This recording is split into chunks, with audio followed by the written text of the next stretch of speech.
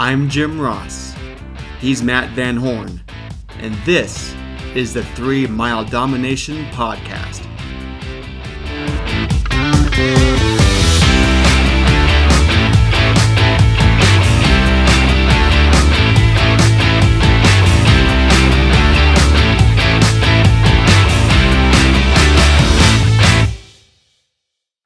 Well, here we go. Another episode of 3 Mile Domination Podcast.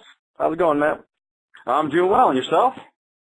Same old, same old. It's not a week. Seems like a blink and it flies by. So here we go. Absolutely. It seems to keep going on and on. Yep. Well, that's good, though. It's like I say, we're being consistent on knocking these things out. So that was the goal when we first started this, was just being consistent. So far, so good. Yeah, so I guess this week we're going to go ahead and hit on revenue management a bit. Yeah. I mean, again, the point of this is really kind of give people listening an actual action plan of what they can do.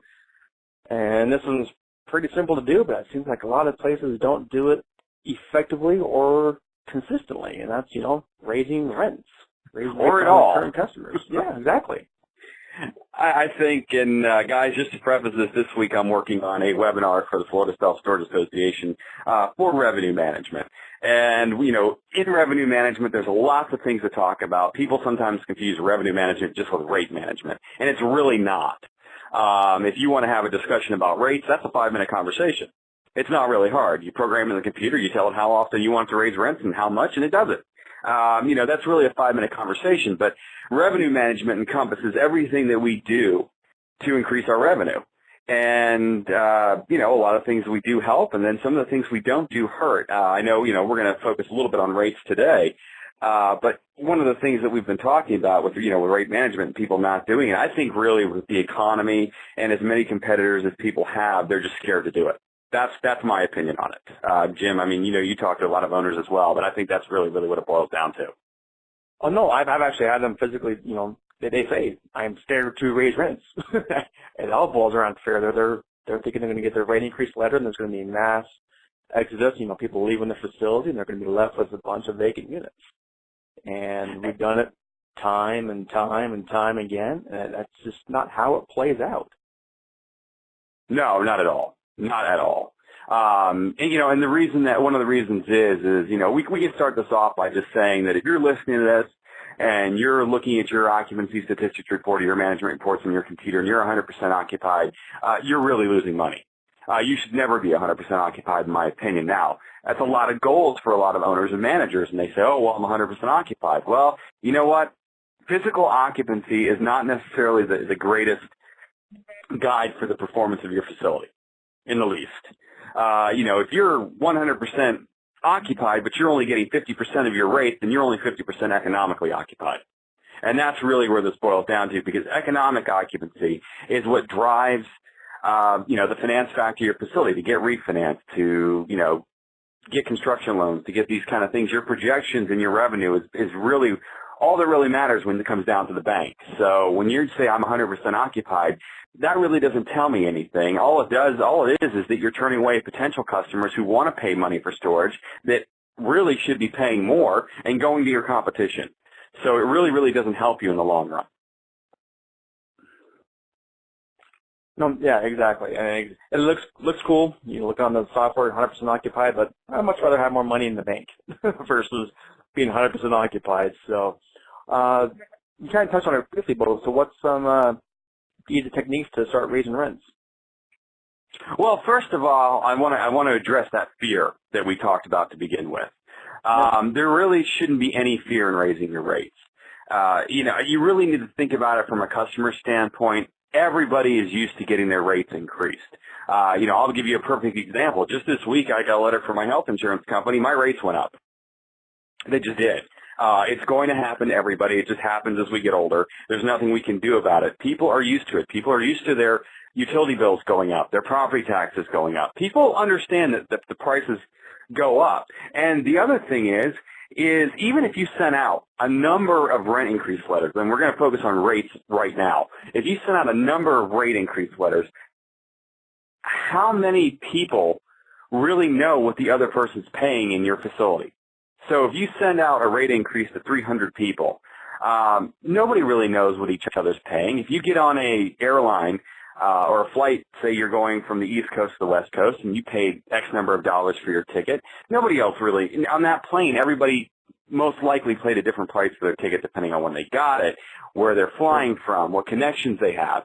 So this idea that we have to be scared that, they're all going to talk to each other and they have this tenant meeting that we all don't know about is really, really crazy. I mean, think about all of the industries that do this, and you get price differentials and price increases depending on when you booked, where you're coming from, hotel rooms, airline tickets, sporting events, concerts, things like that, that just, people are used to, and everybody pays a different price but doesn't really know.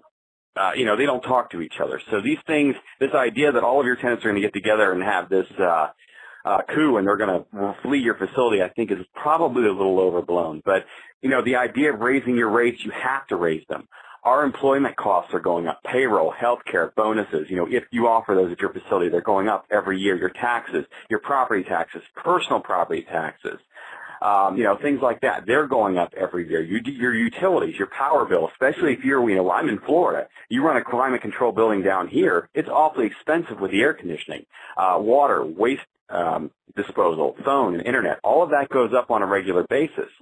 So we really don't have a choice but to raise rates because, again, you're not a money tree. One of the things I like to explain to my managers is if you take your electric bill at your house and put another zero on it, that's what it is for a commercial business. Or your property taxes, add another zero on it, that's what it is for us.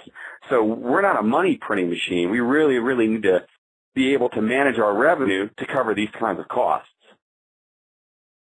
No, exactly. And again, kind of going back to, the factor of just doing it. A lot of owners, managers kind of get up in their head about, worst case scenario and all this. With the technology now and your softwares, you just do the automatic rule, put it in, take that emotion out of it, and what's that old set it and forget it? I used to be an old infomercial addict. Set it and forget it kind of a thing. And let's just tell them what we do. Our percentages. And again, we're not geniuses. We ripped people off from like Extra Space when they did these with all their sites. Do you remember how they did that? When they came up with the percentages of? Sure. Let's go ahead and talk. Let's go ahead and talk about how the REITs do it. I actually sat in an hour-long revenue management. Actually, this was specifically rate management seminar with Extra Space, and they explained exactly how they did it. It's nice when you have 1,000+ facilities to run these nice little controlled tests on statistically to find out what works and what drives people away and what actually people will handle. They found that Extra Space found that they can increase rates on their current customers up to 7% and as often as every 9 months. That goes, pretty much away from what the standard industry practice is of every 12 months. If you can get that down even a couple more months, our revenue will increase. Now, what they did say, and this is something we, might want to consider when we're looking at our rates, that they didn't want to go above 125% of what their street rate was, if I remember correctly. So there is a limit to what people will take.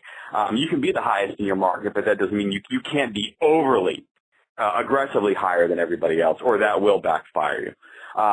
Also, I've listened to Dean Jerrigan, who is the CEO of CubeSmart.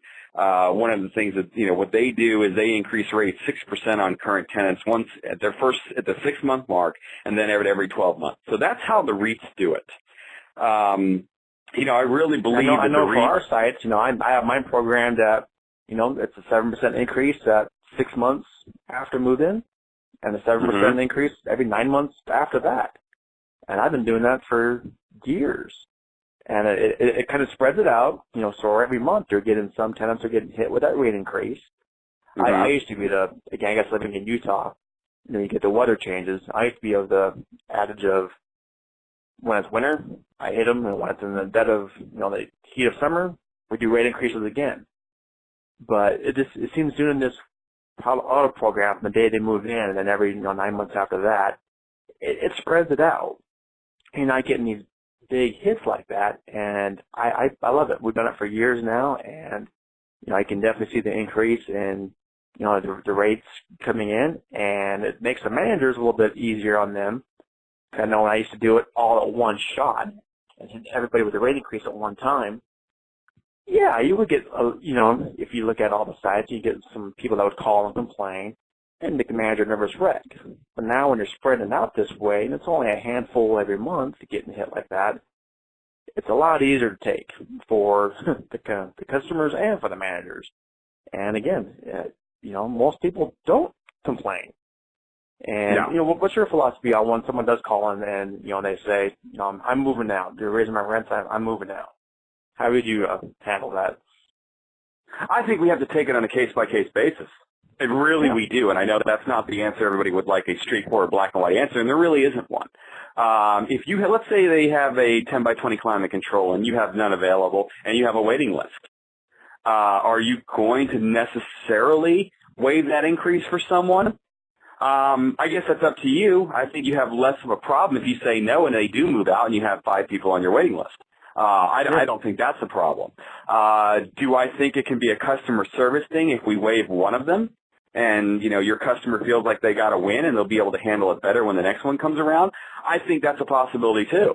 I think you really need to take it on a case-by-case basis and feel, kind of feel the situation out. I don't think in most of our markets, we're not really in the business of wanting to lose any tenant. Just because you do have 5 people on the waiting list doesn't mean they're all going to run down and rent that day. Sometimes I think we have to take that into consideration when we're looking at this. But a lot of times when I have someone that will do that, I'll waive the first one if they complain. And I'm talking about if we send out 250 of these, we might have 3 people call. It's a very, very small percentage. Most of them most people I think are really trained now in general to be able to take rent increases. But I think it's a case-by-case basis on what you want to do at your facility. You have to make that decision on your own. But those are the factors that I would consider when I make it. Oh, exactly. And that kind of leads into what we've talked about before about the importance of getting people on auto pay. Right. It seems it's a lot easier pill to swallow sometimes when people are on auto pay and they get a rate increase letters. It doesn't seem to, it's something to blip on the radar. they never call. So, again, that kind of dovetails nicely into what we talked about before about, when they're coming in to rent and they're moving in that day, get them on auto pay right from the get-go.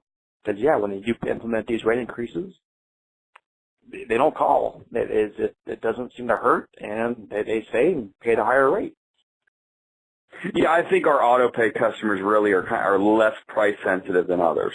I think that's one of the reasons that it makes it easier on them. But, one of the things that we discussed when we gave our speech at Inside Self Storage this year was one of the things, one of our topics was how to make it easier to do rent increases or rate increases.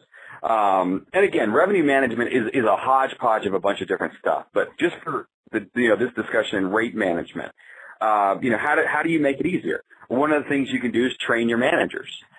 We really don't do a great job at this sometimes.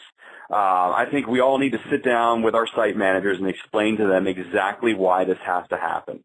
One of the downfalls in our industry, I really believe, is that we'll give control of our $3 or $4 million self-storage facility to, our manager, but we don't train them on anything on finance, on how to read a P&L. What the expenses are on a monthly basis, comparing, what our revenue that comes in versus our expenses, what NOI is, how do we calculate what our facilities are worth. This kind of training we don't do, but we're giving control of a $5 million investment to someone off the street that we've hired. So I think if we train our managers first off, why rate increases are necessary, show them the increase in your property taxes or your insurance. I mean, my property insurance at one of my properties this year in Florida went up 22%, and there was nothing I could do about it because, trust me, I shopped that thing like crazy, but there was nothing I could do. So now I'm dealing with a 22% increase on my monthly insurance bill every month. So these are the kind of things we need to share with our managers so they understand that we're just not a printing press, because really all of our managers half the time see these revenues coming in. They're making their deposits, and they're saying, oh, my God, he's making $50,000 a month. Well, you're really not when you take into consideration all of our expenses. The next thing you can do to make it easier is make your increases automatic. Just do it. I can tell you, and I'm sure Jim has a similar experience, you really don't want to rely on physical sitting there and doing your rent increases.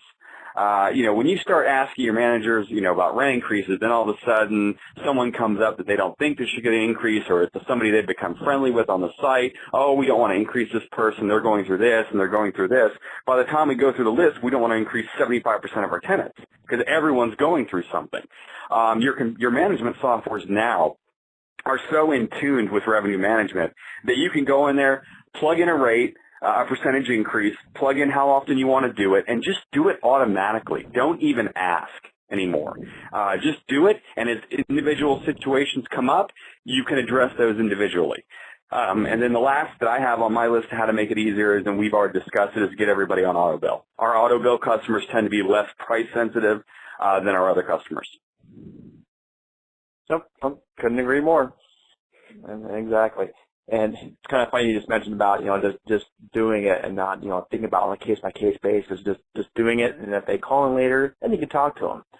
I had this conversation last week. I'm doing a consultation with somebody and here locally. And it's one of those mom-and-pop places, and the owner, he knows everybody.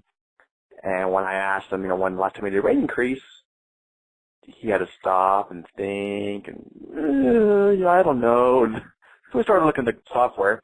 It had been 4 years since he last did a rate increase. Like, I just can't imagine how much money he's left on the table, over those 4 years. So I said, fine, we're going to do it right now. Can't look at the past. Let's just sit down and do it. Well, he fought me on every other tenant. Oh, he can't do him. He's going to school right now. Oh, he's been here a long time. I'm cutting him a break. And I finally told him he had to leave. I'm like, go. I'm not going to do it. I'll do the rate increase. And this is about 3 months ago when we actually did it. Did the rate increase, and now they've all hit. He had, out of 300 and some odd rate increases that went out, 2 people called. That's it. Yeah. And he's ecstatic. His habits bringing like an extra $3,800 a month revenue to him. He couldn't be happier. But when he started thinking about it and dwelling on each and every tenant, what their reaction was going to be, he was just shooting himself in the foot. So again, I know we keep hitting this point home, but do the automatic thing, set it, and leave it alone. And when people actually may up calling and talk to you about that on a case-by-case basis, cross that bridge when it comes. But again, all I can just keep saying is, set those rates, leave it alone, and you'll be very happy. You'll see the bottom line, your NOI, and we won't be having to worry about this conversation anymore. Everyone will be happy because they'll be making more money.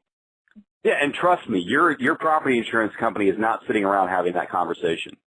They're not having that conversation whether you had a rough year last, maybe we should review his P&L and give him a break. They're not having that conversation. Neither is your utility company, and neither is your county or city property tax authority. None of those are having the same conversation that we're talking about right now when you say, well, maybe this person can't afford it, maybe you can do it. Now, the other thing is that people, you want to say, I think part of the other reason is people don't want to be the guy that has to raise the poor guy's rent. And I get that. It's just, they don't want their customers to think that they're evil or greedy or something like that. And unfortunately, when you have your managers in that situation, they get the phone calls from the angry customers. That's part of the reason your managers don't want to do it.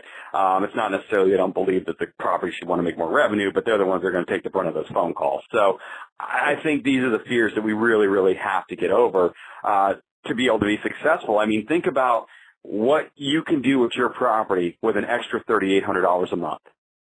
Just think about it. Think about what kind of marketing campaigns you can do, what kind of customer appreciation days you could do, all of these things that will increase the value of your property. Maybe you have $3,800, consider that over what it would be per year. Maybe you have a roofing project that needs to be done. Maybe you need to re-blacktop your facility. All of these things are fairly expensive, projects. So we need to think about what that extra money can do for us, how to make our property better and make it even better for our own tenants. Oh, exactly. So I think we've hammered this point home, and we'll talk about more in detail in some other podcasts about how to handle some objections, and I guess maybe you have on certain softwares how to really set these. But again, if you have any kind of decent software, please, after you listen to this podcast, first thing to do, look at your software, find your rate management tool on there, set those percentages, and again, I'll tell you what we do again. It's 7% after 6 months after they move in, and 7% every 9 months after that. And you can kind of feel free to kind of, use that as a guideline, but again, the main point is to be consistent about it. So use your software. You know what? It's there for a reason. Yeah, and you know what? If you want to do it less than that, I mean, I don't suggest it, and Jim didn't suggest it either, but hey, if you want to do a certain percentage every 12 months, if that makes you feel better, you know what? Fine, I understand that. I'm telling you, it's not going to change it one way or the other. I don't think you're going to get any worse of a result or, people leaving if you're doing at 9 months or versus 12 months. But if that's what makes you feel better, so be it. But you should just be doing it regularly because you're under assault regularly from your vendors on costs. Nope, you got it. Well, perfect. Well, we'll talk about this more again because it's such an important topic, but I think we're good on this one now. Absolutely. Anything else to add? No, not today. I think we're good. I mean, there's definitely some other things we can talk about when it comes to revenue management, that'll flow into marketing and flow into some other strategies, I think, to manipulate rates a bit, in a good way. But I think, for this podcast, I think we hit that's a good starting point for what we want to do. Exactly. Yep. Who would have seen there's so much to talk about in self-storage, but we're doing it. All right. Well, thank you, and we'll talk soon. Thank you. Bye-bye. All right. Take it easy. Bye. Thanks for listening to the 3 Mile Domination Podcast. Please check us out at our website, 3miledomination.com, where you can download our free ebook, connect with us on all the social media platforms, and to subscribe to this podcast. Please spread the word to those you think that will benefit from this show. Just don't tell your competitors. Thanks again.